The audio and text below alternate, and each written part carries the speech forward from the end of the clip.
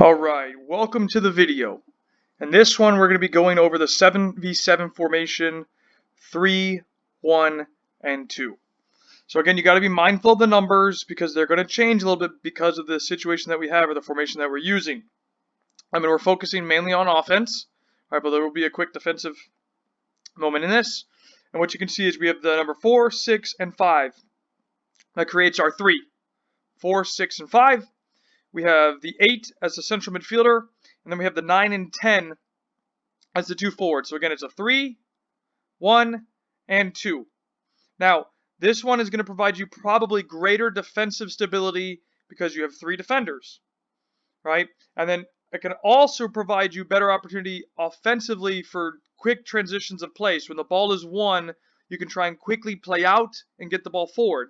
Now, that doesn't mean, I'm not saying play kickball, right, by just aimlessly kicking it down the field. No, I'm saying strategically, you'll have an advantage because you'll have 2 players higher up where if you can try and play into their feet or into space where they can make a run into, then you can take advantage of that. But it's not just kicking the ball, okay? Now, you're going to be a little bit weaker in the sense of your width is going to be a lot further back. Just like in the last formation, your width is going to have to come from your number 4 and your number 5. Okay, so they just start deeper, which means you invite more pressure. Now, formations with 3 defenders at 7v7 are probably more aligned to if your goalkeeper isn't as strong with their feet. So if you're not looking to have the goalkeeper play with their feet, you would maybe consider using this formation to give you a little bit more solidarity to play out of the back with a triangle. Because you can see here, you have the 6, the 5, and the 4 as a triangle. And your 6 places that sweeper. Right, and then you have a triangle here with the 5, 8, 6, 5, 8, 4, 5, 8, 10. So there's a whole bunch of triangles that you can utilize, but that's my opinion and take on this. Okay, so if we were playing an opponent that maybe used a lot more width and put 2 players out wide, for example, or there were more spaces centrally for me to exploit, then I would maybe consider using this formation. Now let me walk you through the offensive scenario that we're going to use, starting about with the goalkeeper. Okay, and again, this is probably the starting positions that you're going to have when the team is actually playing. So you got your 3 in the back, 1 in the midfield, 2 up front. Okay, the 10 and 9 are free to also move out wide, so they can be your channels of width to exploit. You can give them that freedom to do that as well. So for example, your 10 could slide out here, and then the 5 could pass out.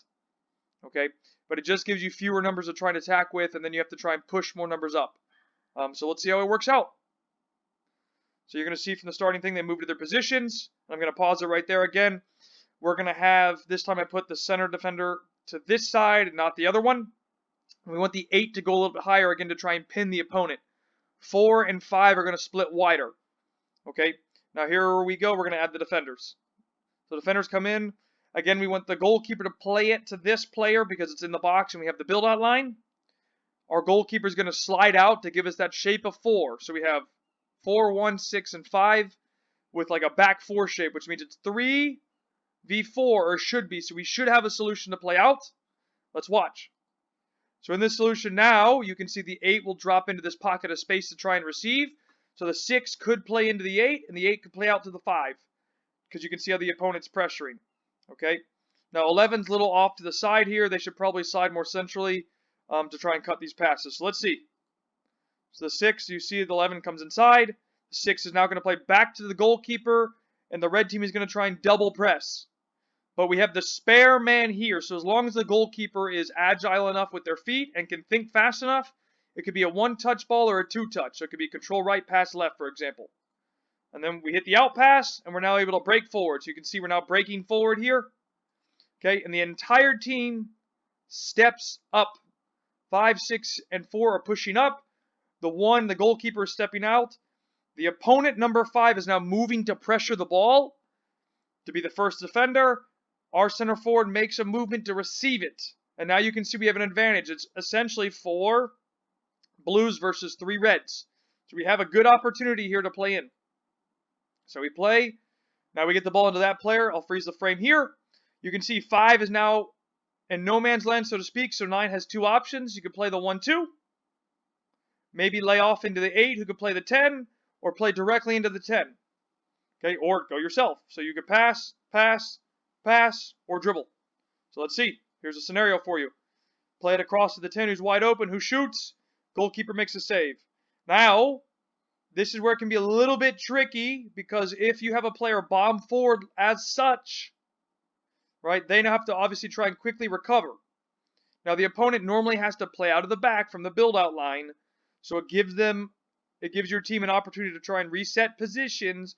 But for example, if he can't get back, if 4 can't get back, 8 could drop in, 6 slides out to cover, and then we're even numbers again. And then maybe the 10 drops in to cover there until the 4 can return to their position. Okay, so you can see here again, freeze frame. The opponent gains possession and they're moving to their positions, and then obviously we're returning to our defensive positions. So here we go back to the defensive positions close to it. And here we go, and you can see their shape in a 2-1-3, right? And there they have it. So essentially with this formation, you can match an opponent directly, especially on defense. So it's essentially man-for-man coverage. Okay, because it's 2v2, really 3v2 here, 1-1, and 3. So if you have a team that's very good defensively in terms of individual battles, or like 2v2s, 3v3s, this could be a beneficial formation to run, because if you can win your 1v1s, you can quickly turn that into a 2v1 situation. So in this scenario, let's use this. Let's pretend the goalkeeper plays to the 5 and plays long to the 11. We win the ball from the 4. We've already beat our direct opponent. We're now flying forward. It's now immediately 3 or 4 versus 3, right? Or 3 versus 2, depending on where the exact situation is. So it can give you that advantage, but then of course on the flip side is if you lose your 1v1s a lot, you're going to be exposed because you won't have ample coverage. So it really depends on the coach's idea on how to play and the individual qualities of the player to run this formation successfully, especially from a defensive standpoint. Can be effective, but that just needs to be mindful. Okay? Hopefully that makes sense, and you get to see the scenario using a 3-1-2 formation. And I look forward to seeing you in the next video.